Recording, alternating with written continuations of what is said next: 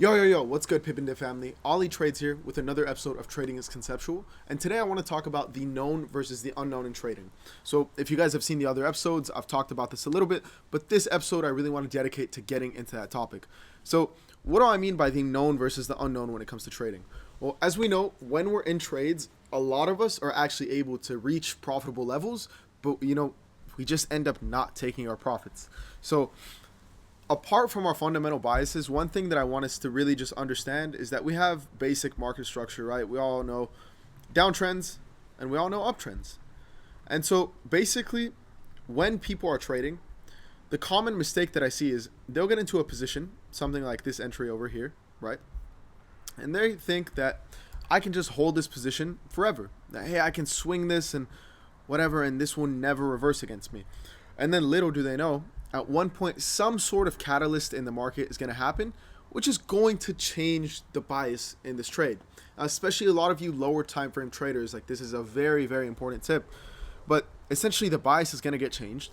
And you will have just gone from, I was up, let's say $2,000 right here. And then it's going to drop. And you're going to pray that, hey, if it comes back up 2,000, I'm just going to close out. And then next thing you know, it comes back up, you're up 2,200. You know what? Maybe if I hold this, it'll reach 3,000. Next thing you know, you're even lower. And now you're like, man, if I could just get back to that mark, it comes back up. And then you actually end up getting stopped out and you forfeit all your profits. Now it's normal. Now, if you're saying that this isn't you, then simply I just don't even believe that you're really trading, because I think all of us have gone through this. I've gone through this. You've gone through this. Your friend has gone through this. The most profitable traders have gone through this. Now, the concept that I kind of like adapted to leave myself out of that is understanding that there's such thing as the known versus the unknown in trading, which means if price really is moving bullish here, because, right, let's break it even simpler down. If I'm entering a bullish trade, meaning I'm entering buys, I just want to trade to the level that I know it's going to reach if it really is moving bullish. So if I have bullish structure, I just have to think I have a high, a low, higher low, higher high. So let's say I get in at a potential higher low. I'm going to tuck it in at the known higher low, right? So I know that this area is a confirmed higher low because I printed a higher high, and my target is simply going to be that higher high. Why is that? Because I know that if price really is moving bullish here, then this level will be swept. Now, sometimes you're going to have the opportunity where your entry doesn't confirm itself until like over here, right? And you're going to have a bigger stop loss, and your risk to reward ratio isn't going to be good. And in that case, it's not even worth it for me to take. So it's like you guys saw in my last video, right? I had an opportunity to take a trade on GJ. I'm going to pull this up for everyone. I had this opportunity. So I had the lows of Asia session right there, and my entry confirmation came over here. Now, the known area for me is that if price really is going to move bearish, I'm going to create a new low here, as well as sweeping the lows of Asia session.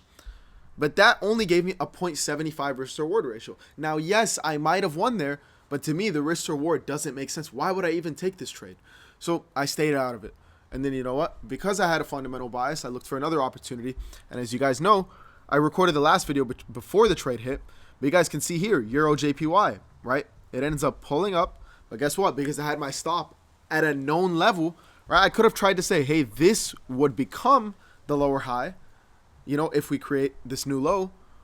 Or I could tuck it at the level that I know is the lower high, because I've seen how it's pushed us further down, right? You had this kind of pullback and then push up and then push lower. So this became a lower high here, confirmed known level in the market.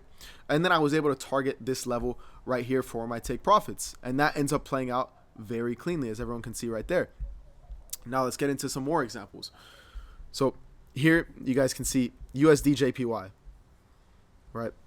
Let's say that I were to get in on this pullback over here. Fundamentally, you guys know that I've been pretty bullish on the Japanese yen. So once we had kind of continued the structure towards the downside over here, I could have tried to find some sort of entry criteria for sells. So this is how it would have looked. I would have, seen something like this. Hey, pullback. Yes, now we're out of alignment with the fundamentals, right? We're out of alignment, meaning I'm fundamentally bearish or on this pair, but the pair is now showing me that it's bullish, with this break towards the upside. So now what I want to do is see it kind of break towards the downside again. And it's like, if you guys see over here, we get a clear break of structure on this minute 5. And then it's like you can enter on a short with this order block, because now it's like this is the order block that pushed us to go lower. making this a known level to me. I'm going to tuck my stop loss over that confirmed previous high that we have right there. And then all I would be looking to do is target this low over here. Now you guys can see you would get entered in over here. And the reason why I use this level here, this order block versus this one, is because this is the order block that reached the highest level in the market. Meaning it doesn't just reach the highest level in the market for a random reason. It means that the most amount of money was flowed out of this level. That's why when it came up here, it doesn't break that area there because there's so much money resting in that level. And then my target would just simply be this level over here. So very, very clean and easy for everyone to follow. I would simply be targeting this level, you know, on the lower side over here. Let's get into another pair. And right, here's the idea, guys. Before we hop into that other pair, if we are moving bearish, hey, I had 1 touch separation, 2 touch separation, 3 touch separation. So even if I didn't catch the entry off of that, I would have had a very clear entry over here. And I could tuck my stops above this level here. And same thing, pretty similar. I mean, not a similar risk to reward, but it's still a very highly probable trade with a 1-to-1 risk to reward right there.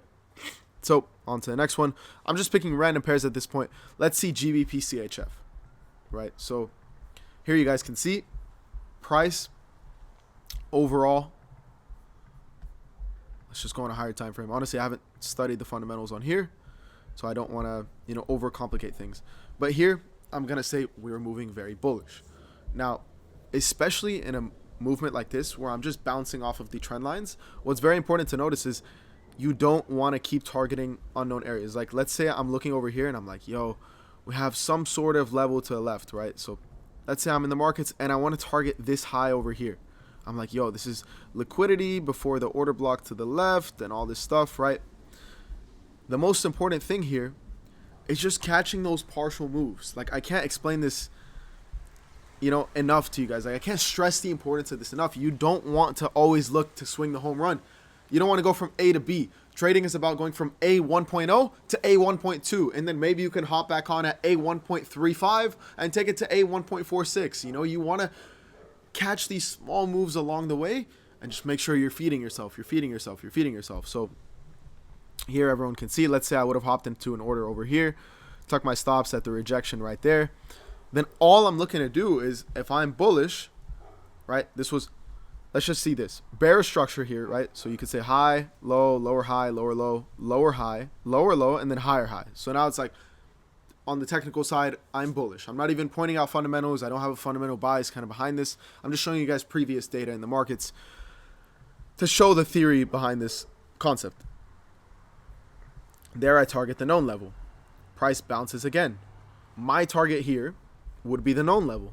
And guess what? Here, it does reject the known level, which is something that's important to notice. So here you have, boom, bounce, rejection, bounce, rejection. Let's just say I entered up here.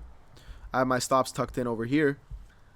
If I really am moving bullish, I'd want to come above this.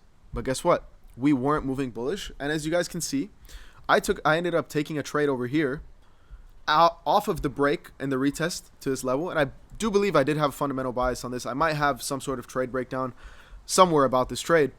But you guys can see, okay, let's say I didn't tuck my stops to break even on this bullish move. And now I have a shift in a fundamental bias. I took that one loss right there. Well, guess what? Now there's going to be another opportunity for me to trade these sells. And if I get in off this pullback, and I actually kind of want to dive into this pullback to show you guys like a real opportunity that you could have taken. I do remember this trade now. So I was in this on one of my live streams. I took the sells. I had my stops below this, you know, previous high because I got it off the continuation. So I was like, hey, I want to just have this real high over here, get, you know, to protect my order. And then you guys can see price. I think the reason why I had broken above this, honestly, is because there wasn't a really clear touch there. And I ended up almost getting lucky because, not lucky because in a sense I followed the rules of tucking my stops above that real high.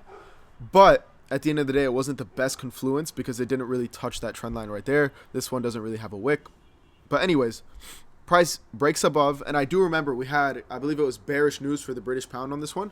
So once we broke above and then gave us like that same confluence of, yo, now we're moving back in sync, there's already going to be an opportunity, you know, off the continuation or off the break on this level here. So you guys can see you open the minute 5. It's almost like a double top. Like price staggers, breaks below, retests the level it's staggered, and then breaks further below. So that's kind of where the idea of the whole market structure comes in again, where it's like, hey, if price is moving bullish, fundamentally I'm bearish.